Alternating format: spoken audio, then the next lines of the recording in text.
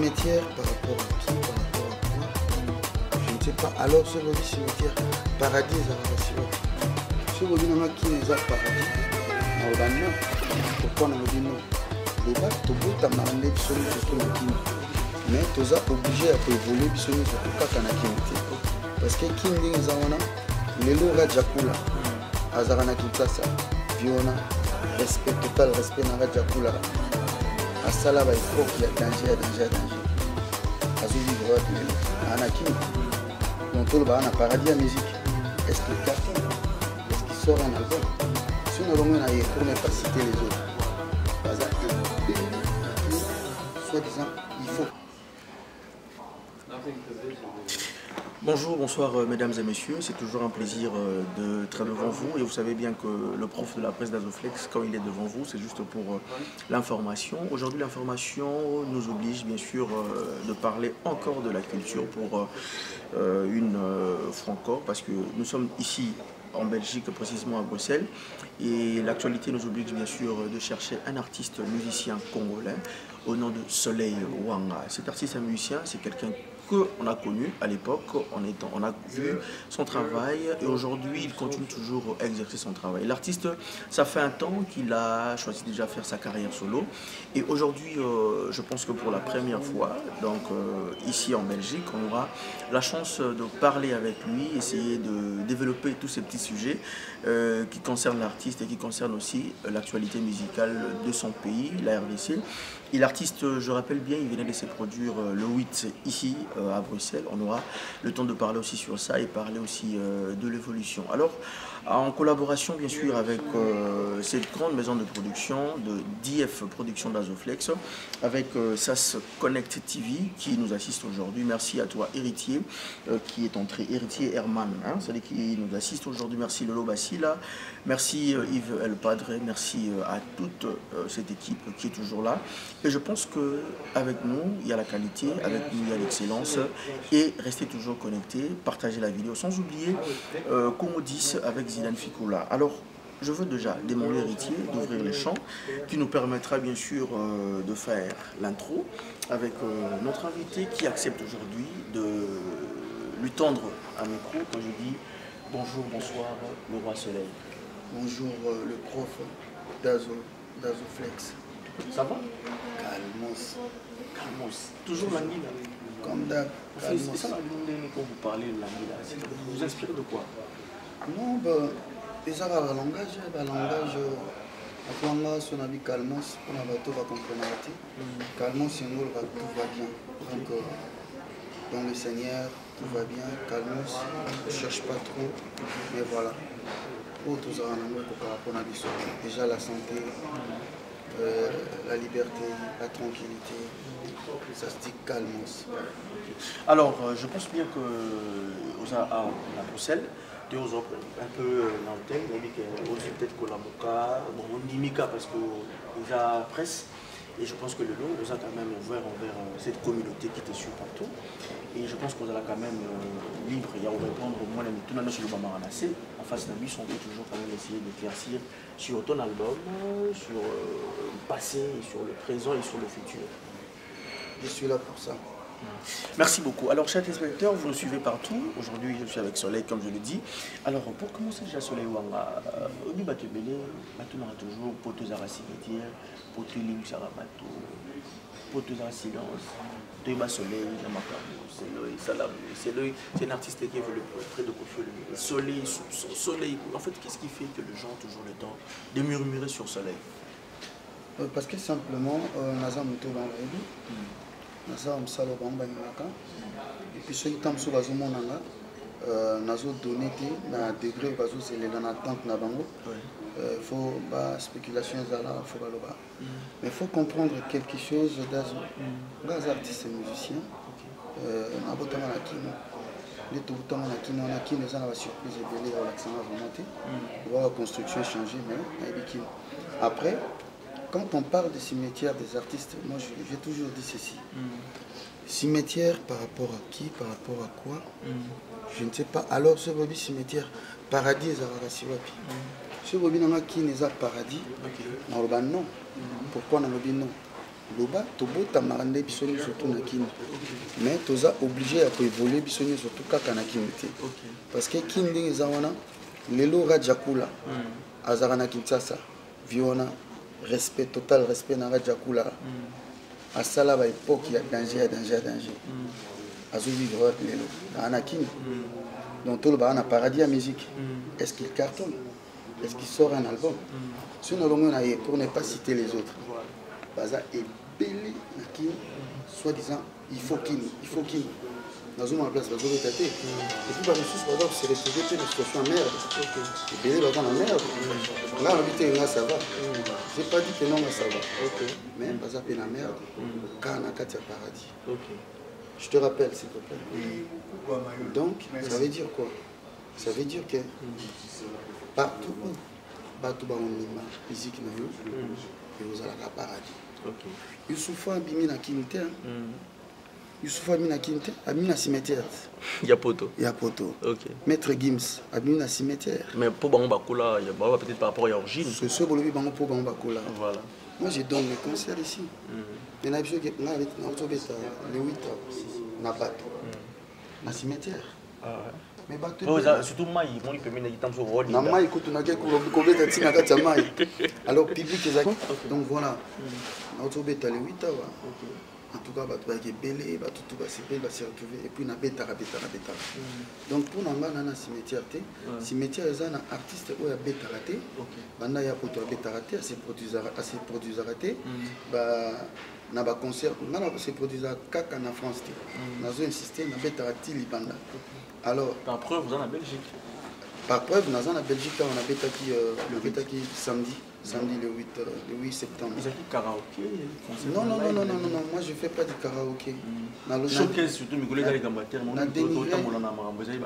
dénigré, Baninga va bêta karaoké, tu vas artiste, c'est de bons musiciens. Il y a des showcases aussi. Il y a des showcases. Voilà, on a un bêta concert, c'est-à-dire, tu vas foutre, tu vas ticker dans mon côté, et puis tu vas s'épeler la musique, babine, banine, tisuka. Na Kinshasa kuna banani bazo venir na Kinshasa lelo ne tozabo en tout cas selon ngani na ibil to ela baiko bato bazo venir baka deux gaz mawete petit na gaz mawete na inospi bazo venir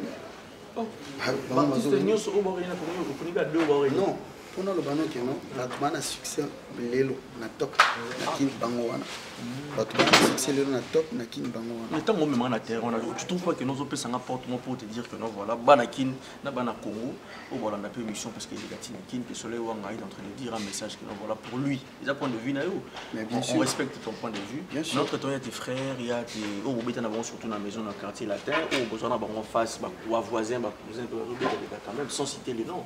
Ah, nouvelle na bangote. Bon, autant la bangote na YouTube. On a tenté. On a abété. Na tenté. Na auto vient absolument pas on est le quadra. Des fois Alidor, Calmos. Alidor. Vous là dans soleil wanga. Alidor quand on a sur na ke fête, bien na ke soirée. On va vendre na kititi Alidor so beta. Salozonga na kodai. Sogezonite kokuta sanga milelo. Watakutu moto ya gola kangonga katoliko sokabela ko que c'est de menamour mon pao menamour dégâts. OK, merci beaucoup. Tous à place wana pour la moni à fond les parenthèses moi et mon photo le bateau sur la place wana. Donc Alidor voilà. C'est on a complété c'est la pardon. Si on a dit gaz maoui qui a cartonné Olingini chérie, olingini bébé, olingini, ce qui peut blonde, abeza, ce qui peut olingi bilamba, abeza, j'ai dit balo violer la gabeloi, naïba benginga yuma mama, dégâts na émission. Félicitations, guys. Calmos. Innocent. Ozobeta mabe. Obeta mabe. Bon, on a dit bon, merci beaucoup. Je vais passer pour on a Soleil Wanga. Soleil Wanga, ancien du quartier latin, aujourd'hui en Europe. Or, on a plutôt un peu, ancien du quartier latin, un peu basali. Je ne sais pas, tout le monde, par rapport à ancien, au quartier latin. Vous avez de bonnes relations? Oui, on a une relation bien avec tout. Ok, maintenant que par génération, tu écoutes dans le quartier latin. Les Tibana écoutent dans le quartier latin. Vous êtes en bon terme. Oh, on est surtout Géco, en bon terme. Venanga Fofo, champion esthétique. Che Guevara Mente, nombre de 100 ans, Modogo, Fonsa Balosa. Il y a les Moshidi Passa, Jordan Koussa, Gibson, tout ça, ça va bien, absolument surtout. La sommet des sommets, on est vraiment cas là. Mais j'espère qu'elle va bien parce que dernière photo sur l'or, on a été en absolu. On a raté sur un téléphone. Vas-y, belé, master, vas-y, belé. Mais vous êtes même génération, Bafali, Popa, tout le monde. Aujourd'hui, est-ce que vous avez de bonnes relations ici? Pourtant, nous sommes les âmes. Parce que quartier la thèse amenée, tu rappelles la basine à Bilao, tu as fait Missio, Bazani, tu as quartier la thèse abolite trop, tu as bâti Mvundu, Baza, Dolce Parabolique, Bazali, débat au Nil, Koutara, London, Massa, on a fait ça, ça, mais Bélégota, Baziden, Fikula. Donc voilà, tous à moi trop. Voilà. Alors, cela, nous à moi trop, c'est bien, mais aujourd'hui, l'actualité aussi nous oblige par rapport à Ndorunao. Parce qu'on s'est posé une question le long des médias. Qu'est-ce qui fait que l'artiste musicien, Bazolinga Kosanganate, mais il y a quelque chose qui manque en vous. C'est-à-dire que vous avez la main, mais dans la maison. Si vous avez c'est pour dire déjà que vous avez la main. Mais vous avez le soleil pour dans la main. Bazo ça un peu na kondimate bien que barolo peut-être le lobby on dit quand innocent balou maintenant mais hors sur le terrain na lobité que batum sous na razo beta musique mabe na lobité que non ngabi babe on a yoki tu ngabi on a zoka il on a yoki comme na matoi on a senti que calmos ya mwana kazi mawete na petit non speak ozo beta mabe. Bon, ce que je veux on a le bien, c'est-à-dire que pour la je te dis que non. Alido, dégâts, number one, mon pao, déjà number one, bandam qui est bandam. Viens moi wazana, aza humble, viens na sala biso mon pao, a sala biso tozala. Viens na humble, à respecter biso tilelo, to se respecter toujours. Mon pao. Au fur et à mesure, la nana intervient avec que non né beaux amener sur la photo, ça la va dire beau encore naïe. Attends, mon tomo côté, à la table, on met la ceinture, il y a pas mais je t'informe quand même qu'il fallait pour pas étaler, assommer la vie naïe, moi basket, moi. Mais yo depuis il y a pour tout le temps à combat pour faire ce que je suis là pour faire cadeau moi. Oui, bah j'ai bah toi comme dans le lot. Assommer biki, à filmer biki, tika biki. On a besoin de monter. Mon pas mon conduit place à ça, à Ebi, toujours là mon pas voté. Parce que nous avons un côté à quartier latin. Bah tout ça autant on a côté à monter. Bah tout ça autant on va comment on a côté à monter. On a côté à battre. Mais bah tout ça autant on va comment on a autant on va comment on a autant la liste mon quartier latin. Bah tout ça autant on va comment on va au côté à quartier latin. Ah bon? Vous comprenez? Donc relation on a mon pas aux avant déjà on va. Et puis le one a flatteur. Gaz a flatteur. Mais ça king na bino. Zéro non non king. L'artiste fallait pour passer votre king. Soit da king na bango to ngana quartier latin ko la king. Oh, you be king. Tenga pe king te zela. Roi et mo ba king. OK. Batumsu ba ko mena no ba king lelo. Ko ba mo zo ba couloir lelo. OK. Ngana mona ja couloir. OK. Nga roi na anglais ba ben king. OK. Soleil. Donc nazo comme king lelo te. Nazara déjà king. OK. Vous comprenez? Donc maramio surtout ngana o sala na sala ngo déjà na misana. Batumsu bazo apprendre sur le makam lelo. Et puis ngana nazo changer comme beauté pour na king déjà. Mais nango ben on a king te pour na binga ma roi soleil. Na quartier la te mon papa binga le roi. Ngolo ba king na anglais. Mais yo za roka là. Nazala déjà roi et puis na bisa rambo. Fie c'est moi ngata chef d'orchestre na quartier la te. Na chef nani ngwana. Le king ya mikolo. Ara chef na ngate. Botuna ya chef d'orchestre, tu ibara biso nyonso de chef d'orchestre. Botuna ya tira aux la chef na ngate. Mais ngaza roi. Ngaza déjà roi. Le chef banane. Roi. Mais en fait, voilà. Tout comme on a point jaloux. Oui, on a vieux jaloux, donc on va y aller parce qu'il va le soleil. À un moment, depuis que je mon quartier, la terre, il y a voilà, par Wana, tu es l'équipe va faire de laurier, mais les kings, ça va featuring, les peuples, bien que ton nose est la disque d'or, ça promotion, c'est non promotion. Nous avons une émission pour ça la promotion avec mon soir. Parce que ngani na beaucoup comme le soleil les rois soleil. Donc tous arabes surtout on a besoin mon pas point. Bah autant on a long quartier là tête. Là il a besoin de dans l'orchestre juste pour nous montrer que c'est bon. Dans une matière, on va s'en aller surtout. C'est aux on pense.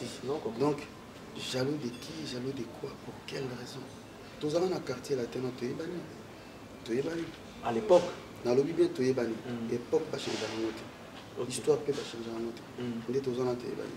Dans un jaloux on a ni on a zone. Si tu as un quartier là tête, tu as un moutouana. Aliga nani na faut que tu na moutouana. Il y a les gars nani. Si les lois les gars nani na aliga nani na. Vous avez un problème personnel? Opportunité. Na habité un truc qui n'a pas piste. Opportunité où il y a eu ça y est. Là la vie n'a pas belleté. Na jali. Ko jalande c'est important.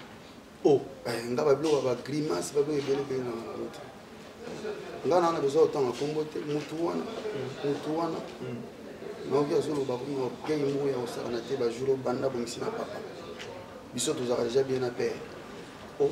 Babi mwana moko soka bunga zongi za bongo mwana libunga za ne valeur bana bazala siko mutabunga kande mtu so azongi za bongo mais mutabunga te azara déjà bien à paix na za complexité na vie na ba complexé boyi ba hypocrite boyi bango boyi ça yuma wana ala vraiment vrai yuma fatanga kombo à comprendre attends comment on s'en charge na ala vrai yuma na pesi siko mwana mai wana raison oh na pesi mwana mai wana raison oh abengaka yuma kana tina ngana ibana kaka yuma me na ibeka yuma oyo tozane na mwa boyo kaka po voilà yali kama clan mais na comprendre que non vrai yuma non yuma otikala yuma et puis ba betela ngani solo genre kaka que non oso na côté si pene esprit so na côté na lui na côté esprit na zonga soki na ozala nani donc so do c'est là oui na moni notala ga ye te ba betela ngani solo na oka ki mettons so tant tozala na latino ozara nani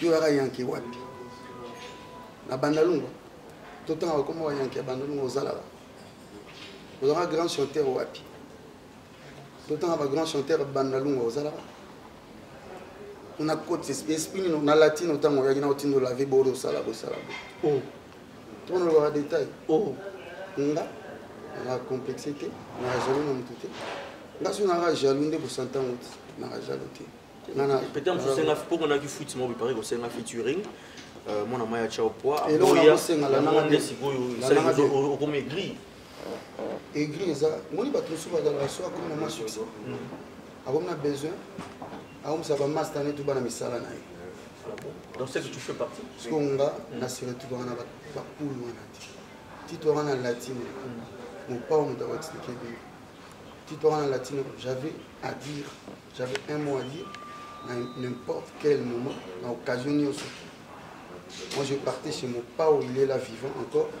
en tant que nous l'obélé, on a mis dans l'obélé. La tongue à battre, on a fait derrière le dos de janté. On a besoin de l'obélé, mon père, on a démarré en tout cas. Parce que petit mon frère, on a l'obélé, et ça l'a mapé.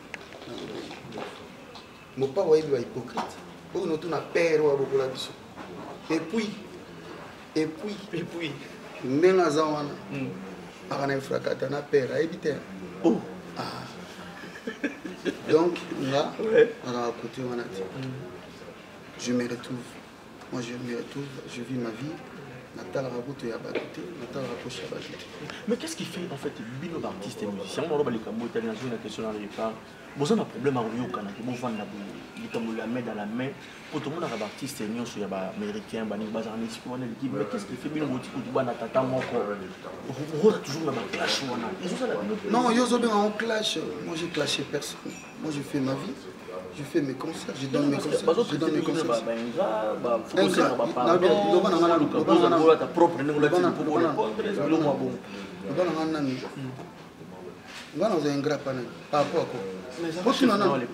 Écoute-moi très bien. Je ne suis pas là pour na baboba, patron Félix Tyson, chef orchestre, chef naye pétant comme chef, chef nangati. Donc chef à bateau et chef nangati. Donc on a chef nangati. ya ozalaka chef na jamais vous comprenez ngaka na boss mo na vie nanga bana na botama ko filo vide yega mtano futa na fin du mois na latino nde tozana toyebani bana mai babeta na latino mamna lo baba yebi ngana complexité oui ça y a wana da vrai yuma azala yuma na beta mabe azala yuma tia otika la yuma kaka yuma kaka vous en parlez yuma via mon dedans qui yuma yuma na yuma. Merci, on ne va pas traîner sur cet aspect. On va pas traîner sur cet aspect. Je pense que c'était juste un gars qui nous mais au moins on a eu quand même à avoir quelques précisions. Alors, Soleil Wang. Yo, au Ruben va te jaloux Nani. Zonga Souana. T'es dans Zonga là parce que moi je vais tout à comprendre. Là, reste le gars déjà. Va tout à comprendre. Avant qu'on vienne nous jaloux, faut que tu aies la compte, on a des talents bien en face. Au compagnie, nous avons jaloux.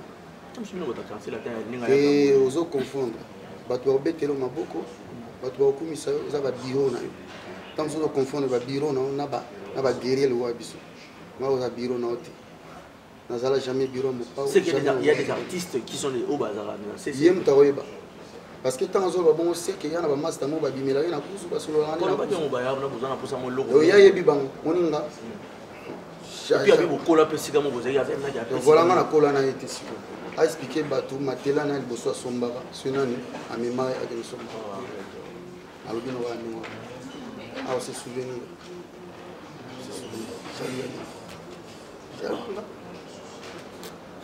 laisse tomber. En tout cas, mesdames et messieurs, nous sommes là avec l'artiste Soleil Wanga. Mais Nandinga Soleil qui est la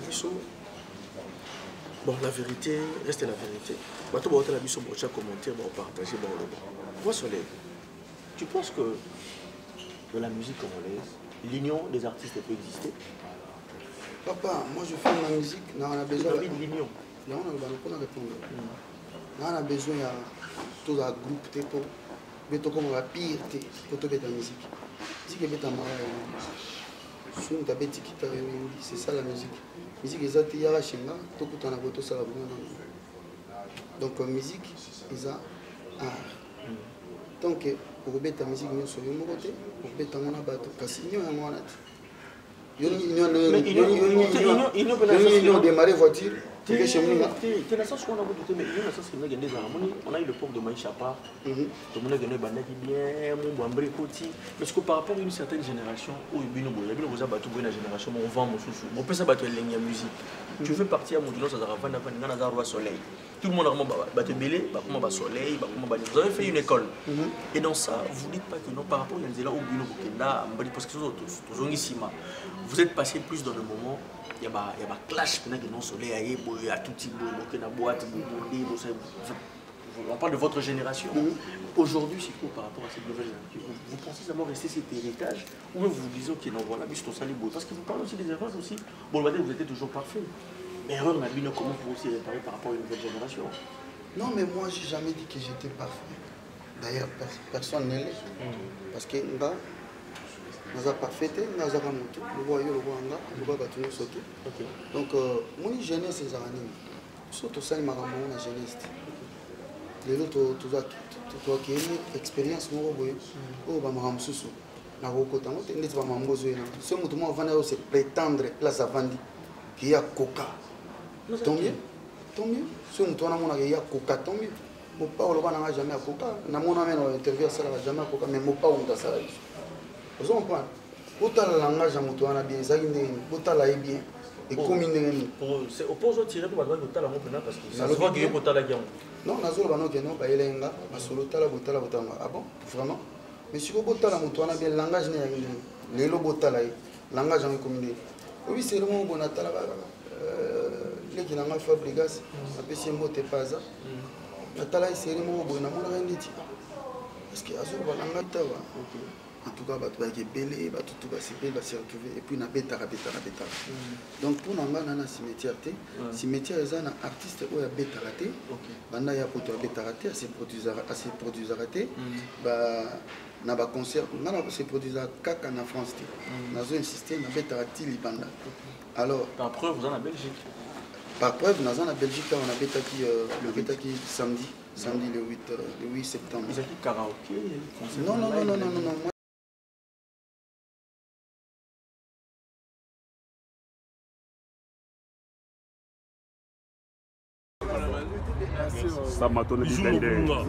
Toza en attend, la bimika kame, ne héros toza la kati mon makamune la kati. Tala héros.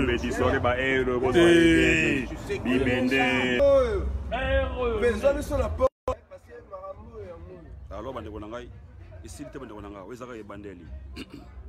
Kaka nena solo wala bino na pomentaki bino live na bayi bokozwa yango na bangongo na ba héros yo bande konanga ba héros yo di boza wapi bolala e alléluia suwa bango lelo histoire ba lion kaka nena ebisaka bino ba héros nde makambo papa miele na ba héros yo ba ya ba lina ba héros yo suka na masolo bande konanga suka baya na penis te barata bala bina ba héros na penis suka na masolo oya yete azu zero e bazu zero alors to alors bande konanga tapis rouge kaka nene ebisaki bino apometaki bino bino nde tembe Jean Muzenga Kolo Masolo Jean Muzenga ressuscité bino nde tembe Jean Muzenga Willy Kamenga s'il vous plaît Willy Kamenga na l'élite un petit mot Willy Kamenga un petit mot na ba héros mais kimia soirée qui toko donc to sepeli qui toko toujours sepela kaka toujours continuer en tout cas ce qui bijou mobunga te mawato Nathan ah si Willy Kamenga en télé que sur Irlande Abidjou Souka Jacques Longombo si na ba héros Nathan si oui on était béni suivez les guides héros dit suivez les guides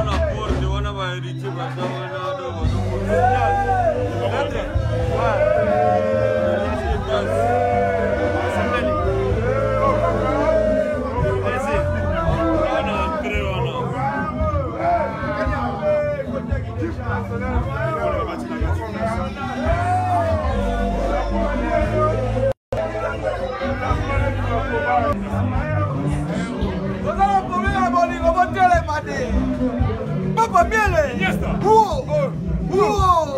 Papa Miele a bougi bateau.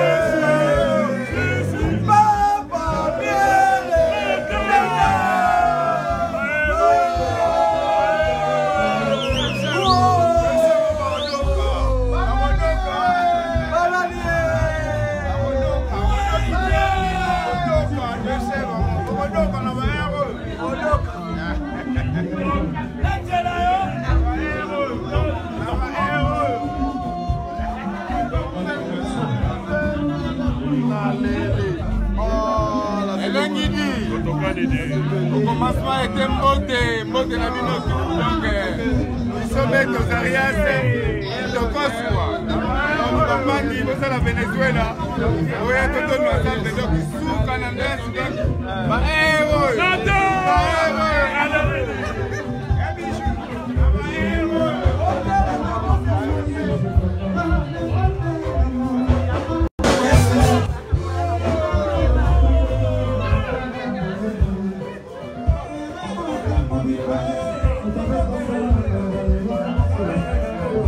La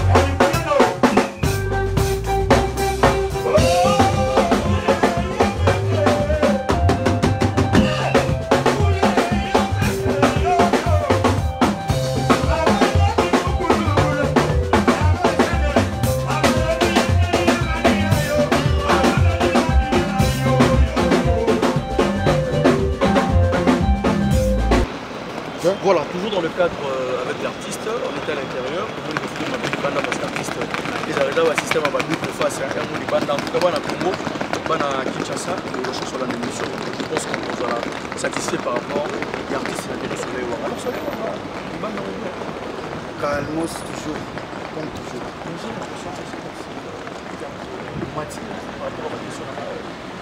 Alors, on m'a tête, quand on a la question de l'autre. Mais étant prof, je dis que les Zalanga, non, on a plaisir, il y a un monde qui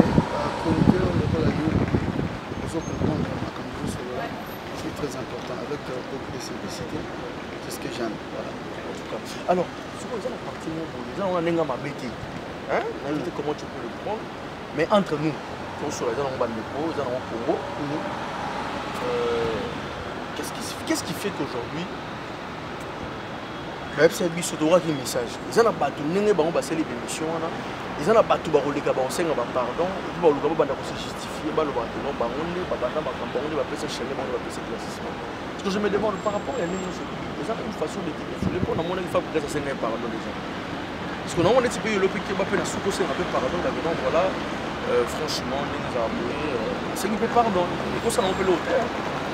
Oui, vous avez comme ça. Non, on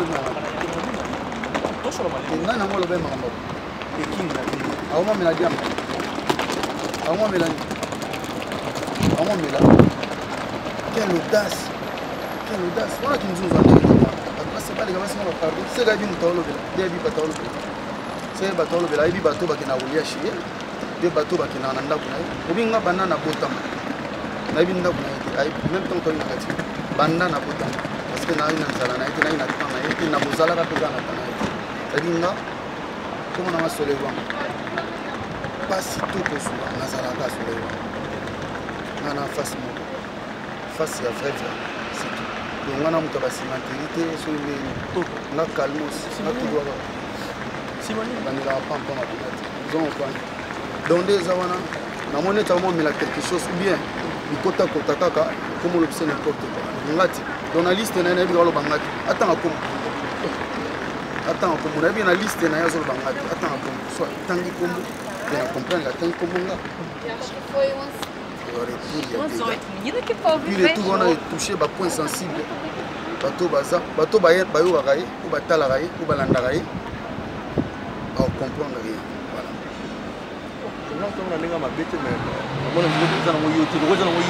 Problème est ça que nous on a tellement non sur la bana latino baïb, ba frère bateau bazananga baïb, batou naï ou bazalaka naï, baïbi ki. O naïbiti, les bateaux bazalaka naï depuis latino, baïbi ki soleil ou azolo baou, azalaka kaboy, alobara kakaboy, azalaka kaboy, banda wana tile. Père azalaka kaboy.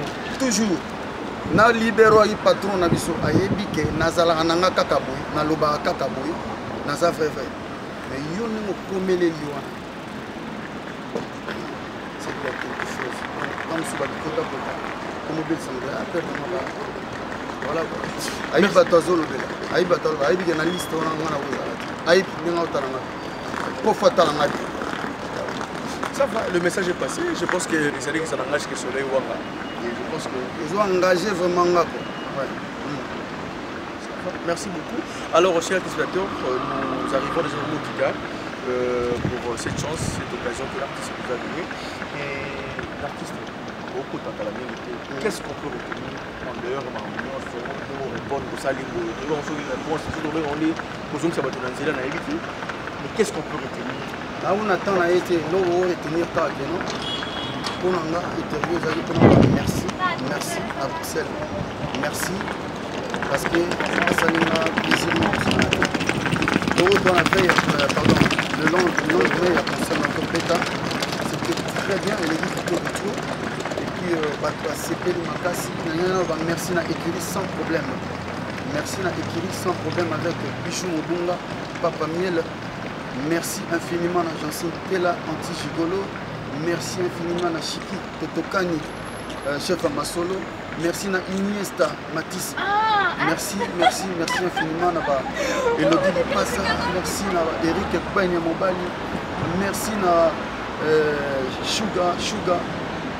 Merci à Elvis Suga. Merci à Tony Lewa. Merci à Rodin Voulou, Fabantou. Merci à Mohamed Sana. Donc, tout on a quoi.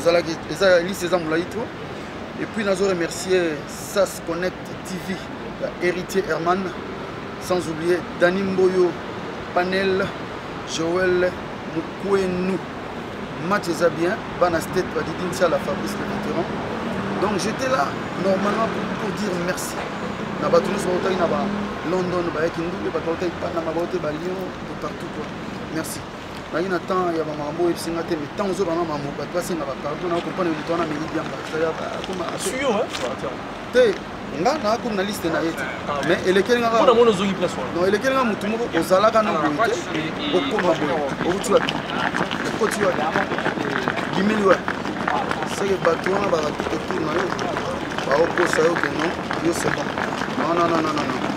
Merci beaucoup Soleil, merci beaucoup Soleil Wanga. Je pense que c'en est fini pour aujourd'hui. Merci infiniment à l'équipe technique en tout cas. Je pense bien qu'avec DF Production, d'Azoflex, on est toujours là, on va travailler. Le prof,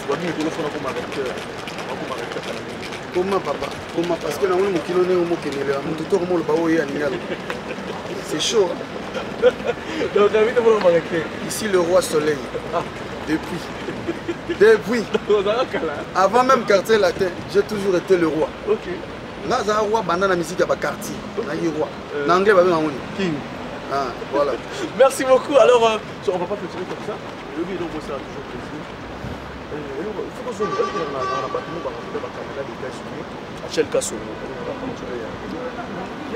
Non, siko mikolo to na système ya bolingo etumbu te bazwela wa sika eza koya bolingo etumbu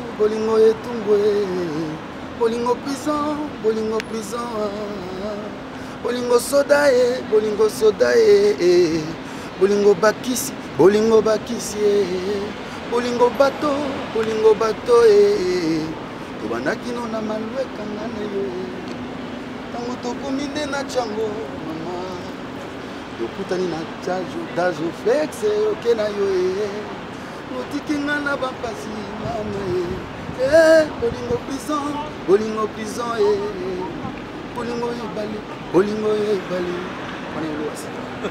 Merci beaucoup Soleil. Donc titre na ngoza bolingo etumbu. Ah ok voilà. Donc ça vient bientôt. Eza koya kala mingi te bo sepela nango. Bo la musique moko ya bien. Na créer rien s'il vous plaît. Musique ezara déjà musique. Bo na noté loko moko ya sikana bo ya te. Aussi boyoka. Mais ezala sikana na matoyi na bino. Po ezana monoko. Il y a Soleil Wanga Papa Bou, le général Swag, mixeur, table de mixeur, il y a l'ordre. Je vais déranger au moment. Alors, nous avons noté un bel été, merci Nabatounou sur Bangaranga. Et puis, merci Nabatounou sur comprendre le message bien. Vous pouvez comprendre le message bien, c'est libre. Donc, moi je suis là, album Ezaroya. Et puis, titre là, vous allez devoir respecter sa pouba. En attendant, vous avez Bachouara, moi, Babounou et tout. Vous avez moi, Bachouara, Babou, on a tout ouvert. Tchor Pezaroya. Oh, Tchor Pe. Nchorpe Ezaroya. Voilà. C'est grave ça. Toujours tout n'a pas Nchor, de quel droit il faut le Bamamo sur le Bamana. Parce que tu étais toi. Calmos. Merci beaucoup. Alors on se retrouve je pense que prochainement pour un nouveau numéro. C'était l'artiste Soleil Wanga qui a permis qu'on soit aujourd'hui avec lui. Je tiens à remercier tout le monde, partager la vidéo et c'était avec vous le prof d'Azoflex Malobi. Yannick Aïng Malobi n'a aucun arrêté. Elle avec les jeunes et Ramsès en tout cas sont foutus les garçons capables pour la culture. Vous capable penser spécialement Malobi n'a pas Botognos en général quoi. Donc pour la nation partout. Gros bisous Nabino, on se retrouve prochainement. Ciao. Au revoir.